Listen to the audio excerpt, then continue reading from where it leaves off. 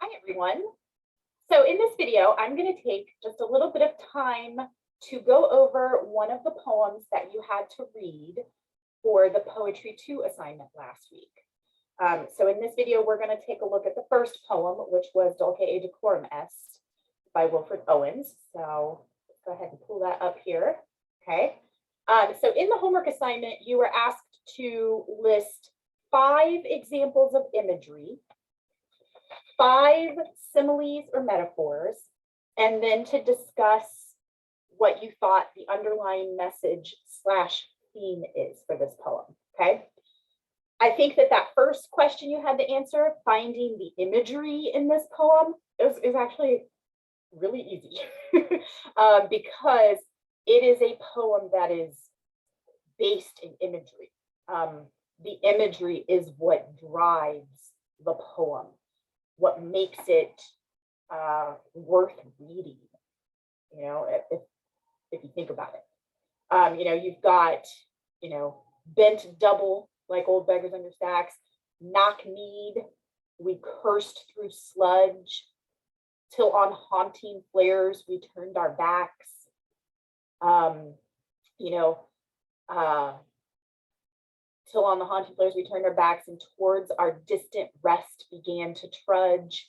Men marched asleep, many had lost their boots, but limped on bloodshod. All went lame, all blind. I mean, just in that first stanza, there's so much imagery. You can picture these soldiers and what they're experiencing. You get to the second stanza here, you know, an ecstasy fumbling, fitting the clumsy helmets just in time. You can see them stumbling around and trying to get their helmets on. You know, dim through the misty panes and thick green light. Down here, he plunges at me, guttering, choking, drowning. These images are powerful. The last stanza, behind the wagon that we flung him in, and watch the white eyes writhing in his face, his hanging face. If you could hear at every jolt the blood come gargling from the froth-corrupted lungs. So much imagery in this poem. We can see it. If we close our eyes, we can envision it. What's interesting about the imagery in this poem, though, is how dark it is. You know, I think sometimes when we think of poetry and we think of imagery, we automatically go to the happy place of imagery. The happy places in poetry. And we're thinking of, you know, beautiful imagery, beautiful pictures of nature and just lovely things. But there is you know, a whole other side to life that is not pretty, not beautiful. In fact, it's really awful and disturbing and sometimes really gross. And that's the kind of imagery that Owen is using in this particular poem. And the question then is okay, why? Why is he using such dark, disturbing imagery? And I think that the easiest way to answer that is to look at the subject matter of the poem itself. It's about war, and it's about soldiers, what they're experiencing, and one of them dying and the others having to witness it, but just keep moving along. There's not a lot of time to really process what has just happened. You know, they don't just leave him there, but at the same time, it's not like they stop what they're doing to really, you know, have a moment for this young soldier. They have to keep going, and what they are going through physically, mentally, emotionally, none of it is pretty, right? Watching this young man die is not pretty. And so that's, you know, there's a very specific reason why Owen is using these disturbing images in this poem.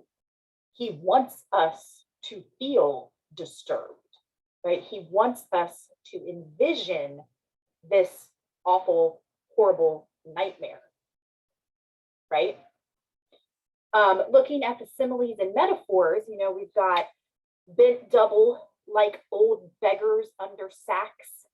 Just not only is that good imagery, but you know, the comparison is very stark also. Coughing like hags, drunk with fatigue, right? We think drunk, we're thinking alcohol, but it's not drunk because of alcohol, it's drunk with fatigue. So they're so tired and exhausted that their actions look like that of a person who is intoxicated, right? But that, you know, being intoxicated, being drunk is something that perhaps most readers would easily understand. And now he's saying drunk with fatigue, and that allows us to understand the level of exhaustion even better. You know, floundering, you know, but someone still was yelling out and stumbling and floundering like a man in fire or lime. That's the image of the soldier who has just didn't get his helmet on in time and he's been gassed, right?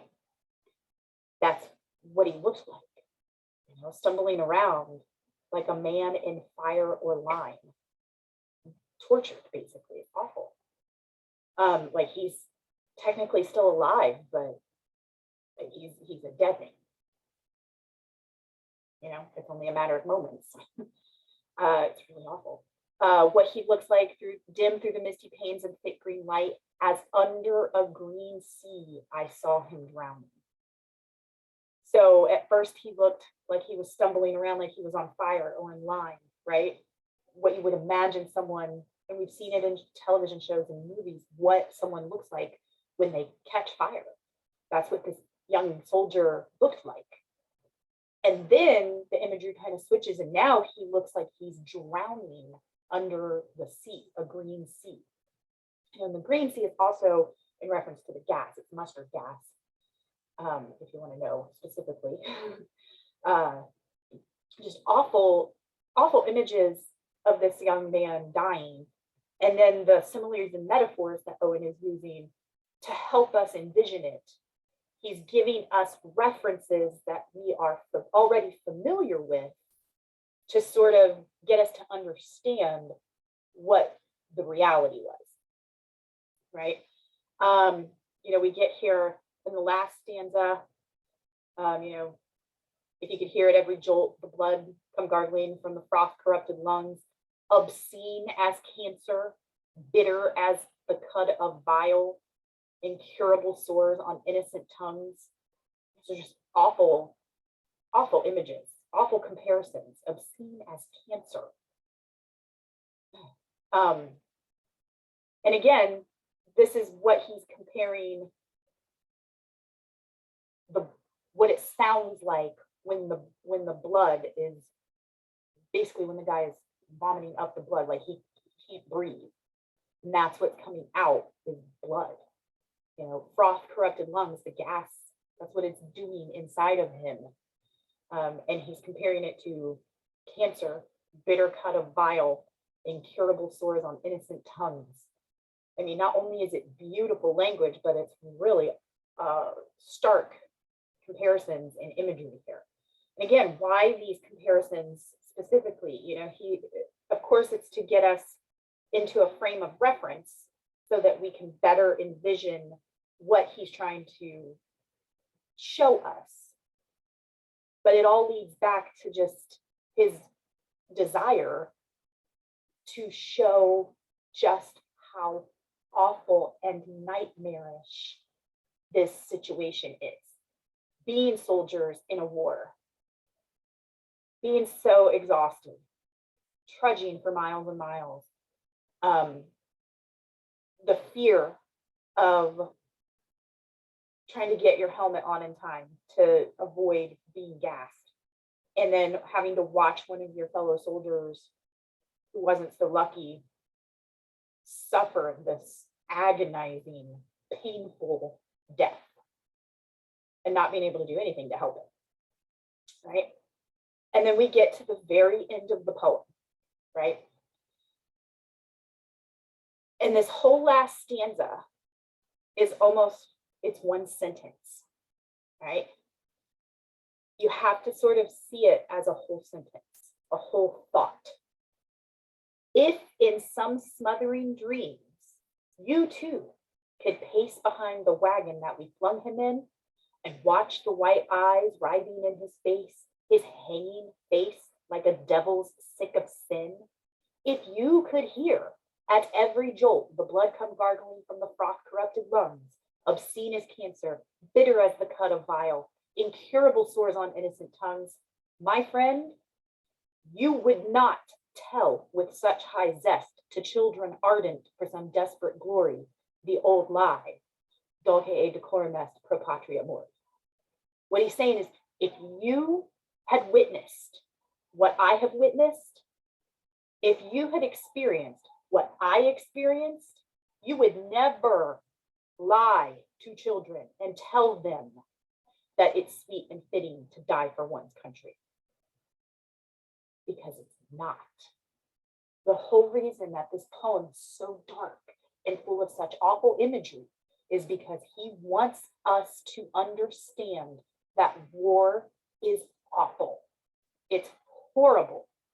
And there is no one in their right mind who has actually experienced it who would ever tell a child that that's what they should aspire to, that it is sweet and fitting to die for one's country. Because patriotism is one thing. We need people. We depend on those soldiers. It takes a very special person, I think, to do it. But we wouldn't tell children that that's what they should yearn for. That's what they should strive for. We should never encourage children to want to grow up and go through what Owen went through. Wilfred Owen really was a soldier. So these are all, I mean, this is what he experienced. So a lot of people get to that last line in, Latin, the DulceEtDecorumEst pro patria mori. It is sweet and fitting to die for one's country. And they think, oh, he's saying it's good to be patriotic. We should all want to serve our country. It's the right thing to do. No, he's saying that it's a lie to tell children that it is sweet and fitting to die for one's country. And the rest of the poem backs that up because everything he has described to us up until this point has been awful. Awful, right? So you don't go through this whole spiel of how awful this experience is and use all of these horrible images and comparisons just to get to the end and say, we should tell kids that that's what they should want to do. No. The descriptions are horrible because the experience is horrible, and it's so horrible that we should never encourage children to want to grow up and make that choice. When you become an adult and you have a better understanding of what it is to serve your country, what it is to be at war, adults can make those decisions for themselves. But it's not fair to encourage children that being a soldier, fighting for your country is what you should aspire to do. Because children don't understand the nightmare that awaits them if they choose that path. So he's not saying, nobody should, serve their country. It's not an anti-military poem. It's not an anti-patriotism poem. It's an anti-war poem, specifically in the context of encouraging children.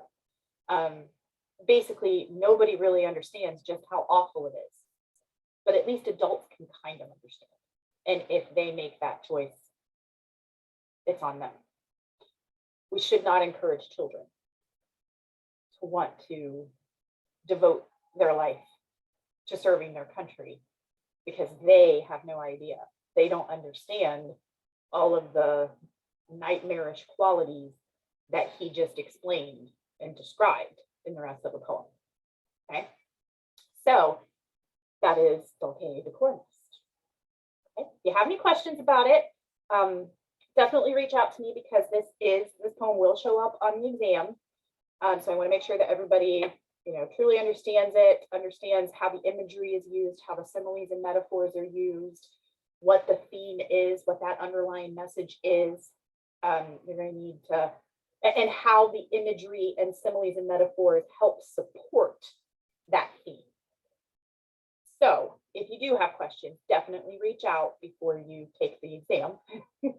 Otherwise, you guys are free to go ahead and watch the video on the next poem.